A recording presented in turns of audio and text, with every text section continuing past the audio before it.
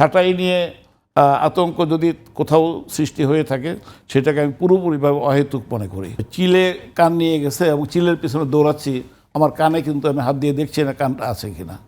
আমি যখন ইসলামী ব্যাংকের এমডি ছিলাম তখন আমার শাখার সংখ্যা ছিল সর্বশেষ 318টা, আমার লোক সংখ্যা ছিল, এমপ্লয়ি ছিল 14,000। আর এইখানে আপনাকে আমি বললাম যে মোর দেন 1000 আমার আপনার মানে সার্ভিস পয়েন্ট যেখানে আছে, ব্রাঞ্চ হচ্ছে তার মধ্যে 560টা 760টা এবং এনাদার সংখ্যক হচ্ছে আপনার সাব ব্রাঞ্চ। এই ব্রাঞ্চগুলোকে যদি ঠিকমতো রিলোকেট করা হয় এটার জন্য আরও লোক লাগবে। এই 15,000 লোক ছাঁটাই তো হবেই না, ছাঁটাই তো হবেই না, আরও জনশক্তি প্রয়োজন। এখন ছাঁটাইটা কি? ছাঁটাইটা হয় অনেক সময় আপনার নিয়ম বহির্ভূতভাবে নিয়োগদানের কারণে ছাঁটাই হইতে পারে, অযোগ্যতার নন পারফর্মিং স্টাফদেরকে কিছু কিছু করে সব ব্যাংকে ছাঁটাই করা হয়, এই প্রক্রিয়া হইতে পারে।